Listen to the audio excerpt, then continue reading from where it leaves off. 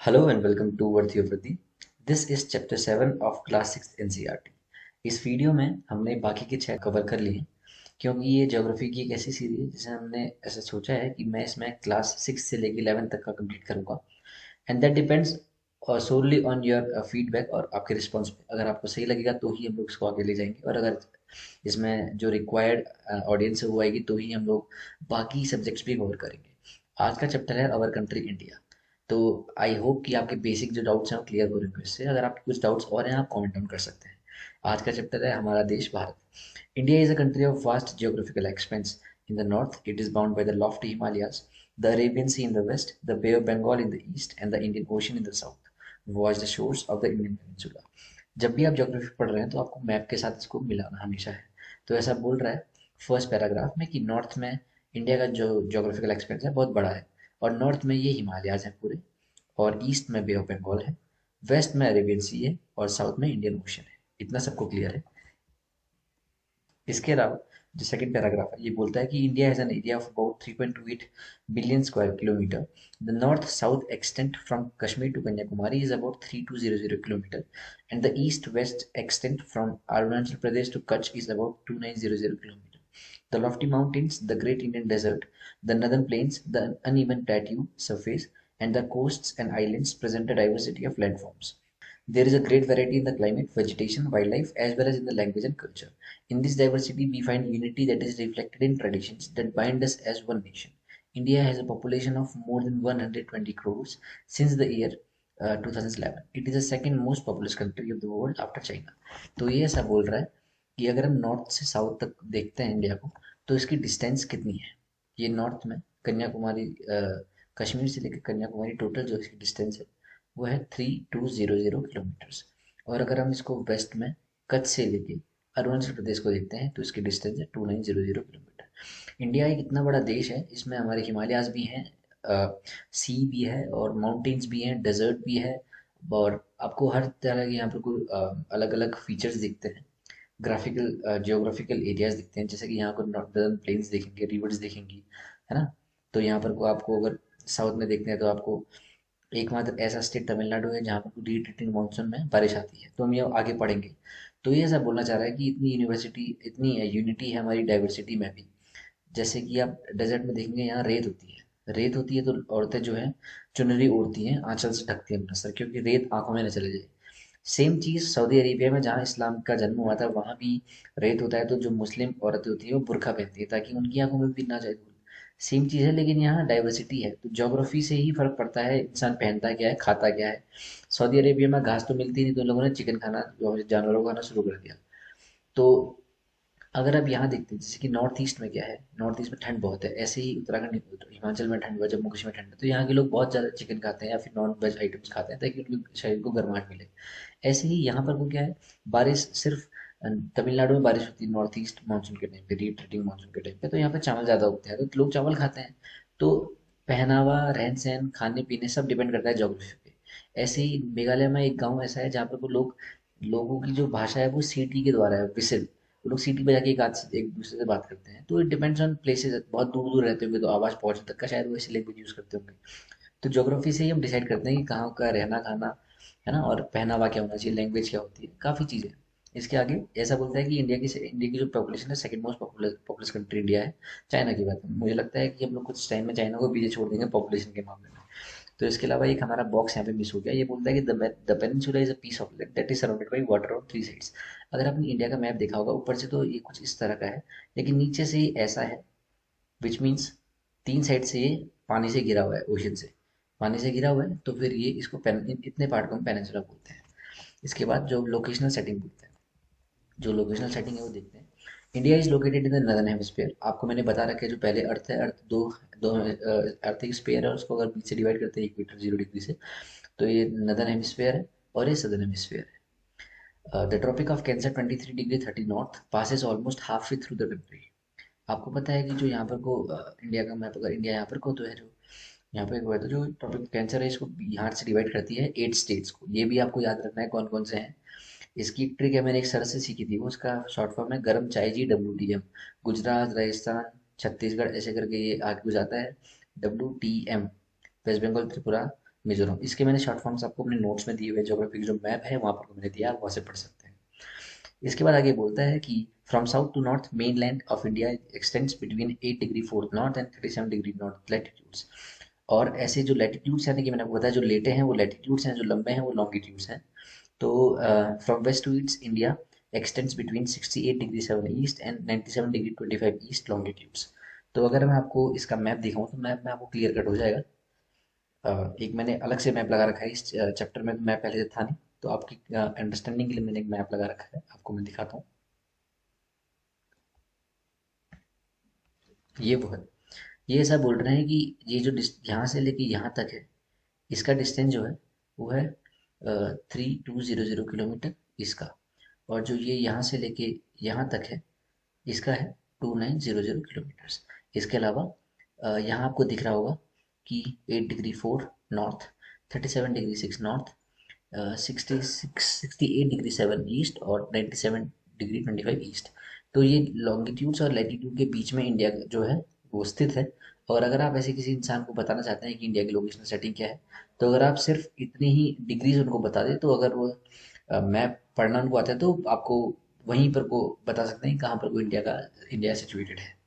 इसके अलावा if you divide the world into eastern and western hemispheres which hemisphere would India belong to. ये बहुत easy चीज़ है, मैंने आपको बता रखा है कि अगर ये पूरा ग्लोब है, इसको बीच से डिवाइड करते हैं, नॉर्थ ईस्ट वेस्ट साउथ अगर बताया, तो यहाँ पर कोई इंडिया है। और अगर आपको कार्डिनल्स का पता है जो मैंने मैप में बता रखे हैं, तो आपको पता चलेगा कौन सी जगह पे कहाँ पे स्थित है।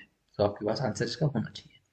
इसके अलावा due to great longitudinal extent of about 29 degree, there could be a wide difference in local time of places located at two extreme points of India.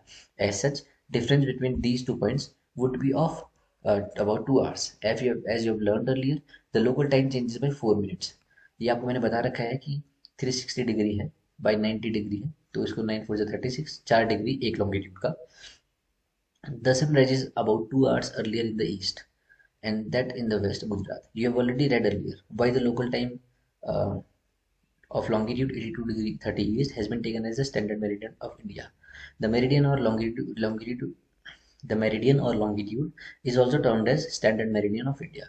अगर आप जो नीचे मैंने आपको मैप दिया है उसको आप ध्यान से देखते हैं, तो वहाँ एक ऐसे मेरिडियन है, ऐसी एक लॉन्गिट्यूड है जिससे कि हम इंडिया का टाइम निर्धारित करते हैं। ये जो है लाल रंग की डॉट है, ये इसको हम बोलते हैं स्टैंडर्ड मेरिडियन ऑफ इंडिया। इसका जो लोकेशन है वो 82 डिग्री 30 ईस्ट, यानी कि इसके हिसाब से हम पता करते हैं कि कहाँ पर कितना बज रखा है। इसके हिसाब से ही हम टाइम डिसाइड करते हैं। Since it is situated exactly in between of the west and the eastern, जो ये है एग्जिस्टेंस के बीच में ही, नॉर्थ जो वेस्ट और ईस्ट पॉइंट्स हैं उसके बीच में ही ये स्थित है ये मेरिडियन, तो हमने इससे ही टाइम डिसाइड कर रखा है। तो ये जो है लगभग 5 स्टेट्स को टच करती है। मिर्ज़ापुर उत्तर प्रदेश में, जो मिर्ज़ापुर सीरीज आई है उससे आप नाम याद कर सकते हैं इसका।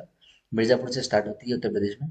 उसके अलावा मध्य प्रदेश, छत्तीसगढ़, उड़ीसा और आंध्र प्रदेश, ये 5 स्टेट से टच होती है। एग्जाम में आ रखा है सीडीएस में कौन कौन से स्टेट से standard meridian of India touch touch होकर जाती है। यहाँ से हम डिसाइड करते हैं कितना बचेगा कहाँ पे।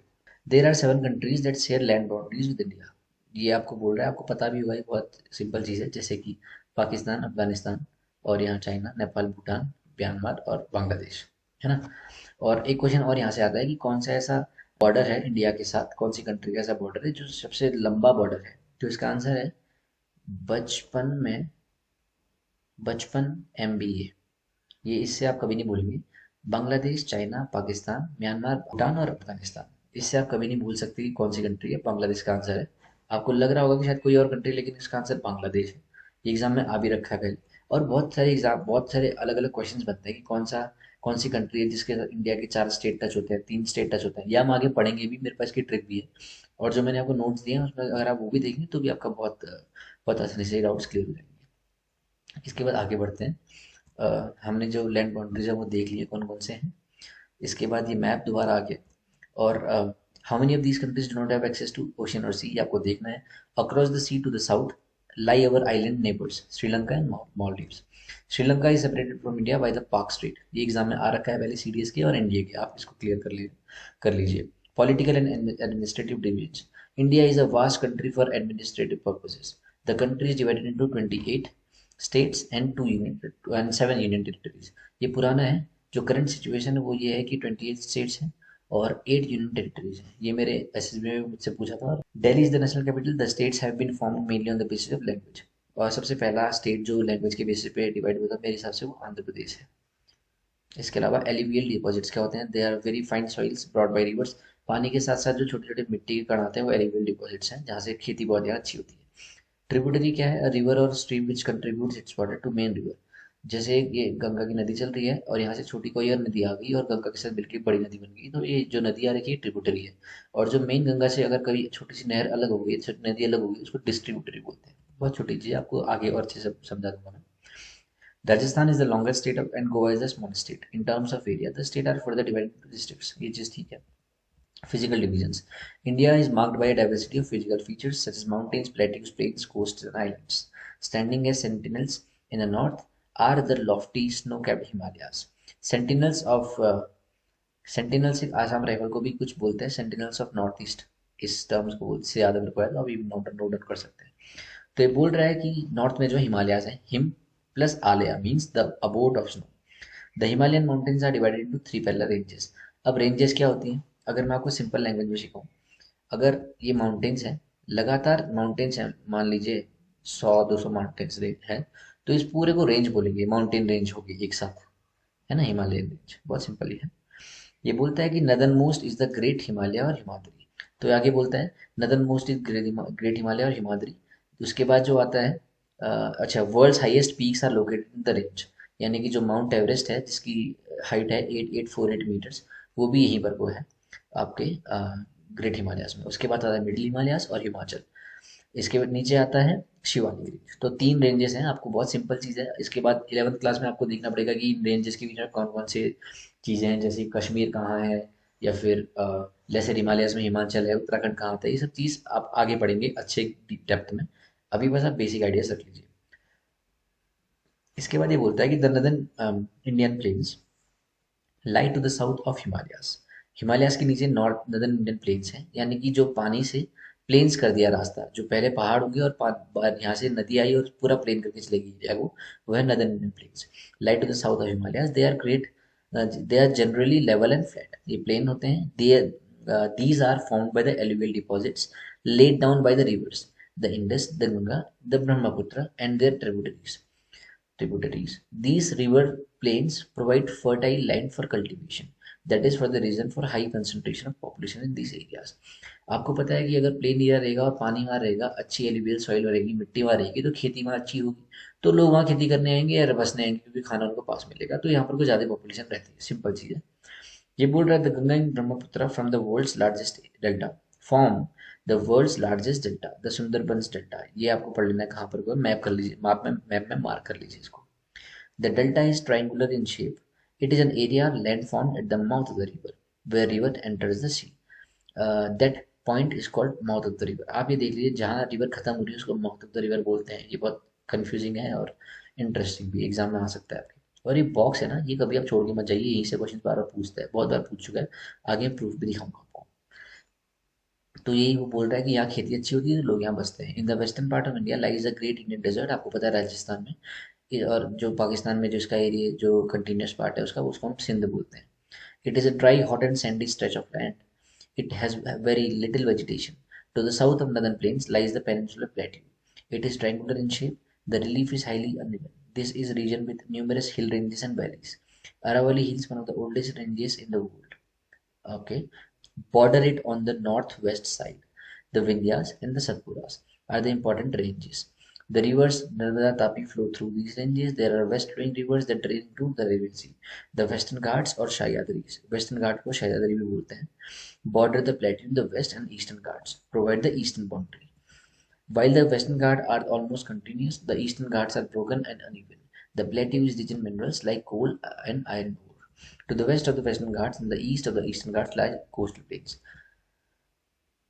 The western coastal plains are very narrow. The eastern coastal plains are much broader. There are a number of east-flowing rivers. The rivers Mahanadi, Godavari, Krishna, and Kaveri drain into the Bay of Bengal. These rivers form fertile deltas at their mouth. The Sundarban Delta is formed where the Ganga and Brahmaputra flow into the Bay of Bengal. ये आपको basic physical division दिखा दिया India का कि कहाँ पर को क्या क्या है। For that matter Mahanadi, Godavari, Krishna, Kaveri, ये CAPF 2019 में if I am not wrong question आ रखा है कि नॉर्थ से साउथ इसको बताइए कौन सी रिवर कहाँ है। तो ये जो आप जो भी रिवर पढ़ते हैं, माउंटेन्स पढ़ते हैं, रेंजेस पढ़ते हैं, सिटीज पढ़ते हैं ज्योग्राफी में, उसको नॉर्थ से साउथ और ईस्ट से वेस्ट वेस्ट एक बेसिक आइडिया लेके चलिए कहाँ से क्या आता है। तो आप मैप भी देखते चलिए, इसमें मैप में ऐसा बोल रहा है कि ये हिमालयस आपके हो गए, ये अरावली रेंज है, यहाँ से अरावली ओल्डेस्ट माउंटेन रेंज है इंडिया की।